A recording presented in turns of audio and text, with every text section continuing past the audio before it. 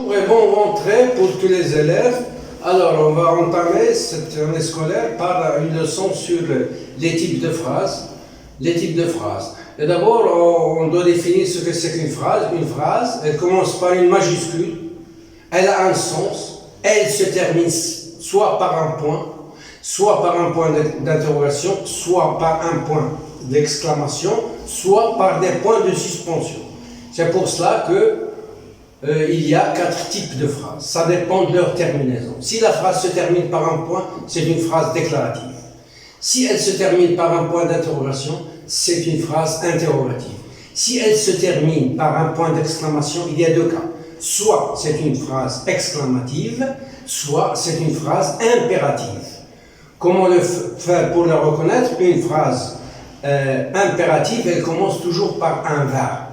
Sort de la classe, va faire les courses, allons à la plage. Et je vous rappelle que l'impératif, il y a 3 personnes, c'est-à-dire la deuxième personne du singulier, la première personne du pluriel et la deuxième personne du pluriel. Donc on a 4 types de phrases, comme c'est écrit ici. Il y a la phrase déclarative, elle donne une information quelconque. Par exemple, le train part à midi, il fait beau, on va jouer. Tout cela, ce sont des phrases déclarative parce que se termine d'abord par un point et puis elle nous donne une information quelconque. La phrase interrogative, elle pose une question. D'ailleurs, elle se termine par un point d'interrogation. La phrase exclamative, elle se termine par un point d'exclamation et exprime une idée un peu étrange. C'est pour cela qu'on dit qu'il y a exclamation, c'est quand il y a quelque chose qui est un peu, qui n'est pas ordinaire, qui n'est pas habituel. Et puis, il y a la phrase, excusez-moi, ici, elle pose une question, la phrase interrogative, et ici, il y a la phrase impérative, je m'excuse, ici, c'est la phrase impérative, parce que j'ai répété ça. La phrase impérative, non, elle ne pose pas une question, mais elle donne un ordre.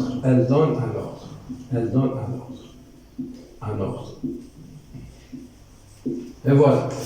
Donc, c'est ça, 4 types de phrases. Et maintenant, on va se pencher sur la phrase interrogative.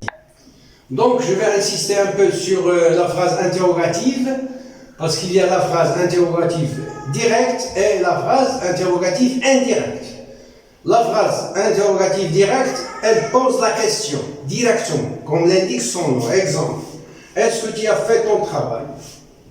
As-tu fait ton travail? Ça, c'est une question directe. Généralement, il y a des guillemets ici. Mais on peut poser la question d'une façon indirecte. Regardez cet exemple. Il te demande pourquoi tu as fait cela. Vous voyez d'abord qu'il n'y a pas un point d'interrogation. Parce qu'on est passé à ce qu'on appelle le discours indirect. Ici, le discours était direct. C'est pour cela qu'on a dit interrogatif direct. Ici, le discours est indirect. Il te demande pourquoi tu as fait cela. C'est une question indirecte. Aussi, il s'interroge comment les choses se sont passées. Donc, il nous donne une idée que le type, le monsieur là-bas, il s'interroge comment les choses se sont passées. Donc, il y a une question, mais il n'y a pas de point d'interrogation. Dans ce cas, on dit que c'est une interrogative indirecte. Et puis, il y a 2 sortes de questions. Il y a la question totale et la question partielle. La question totale, tout simplement, tu réponds soit par oui, soit par non. Si je te demande est-ce que tu as déjeuné, tu vas me dire soit oui, soit non. Il n'y a pas d'autre solution. Dans ce cas, on dit que cette question est totale. Est-ce que tu as déjeuné ou bien as-tu déjeuné? Généralement, elle commence par est-ce que, ou bien il y a une inversion de sujet. Est-ce qu'il fait beau ou bien fait-il beau?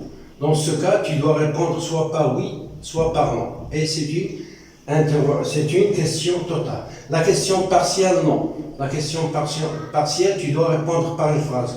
Par exemple, si je te dis comment tu as passé ta nuit, tu dois répondre par une phrase. Tu vas me dire oui, je l'ai passé très bien ou bien je l'ai passé mal. Dans ce cas, on dit que c'est une question partielle. C'est là où il y a quel temps fait-il ou bien combien d'élèves sont dans la classe, tout cela. Comment vas-tu, tout cela. Ce sont des questions partielles. Alors que la question totale, il faut répondre soit par oui, soit par non. J'ai insisté sur la phrase interrogative parce que c'est là où il y a ces cas. La phrase déclarative, la phrase impérative et la phrase exclamative sont très faciles, donc je n'ai rien à dire à propos de ces phrases et je vous dis à la prochaine. Au revoir.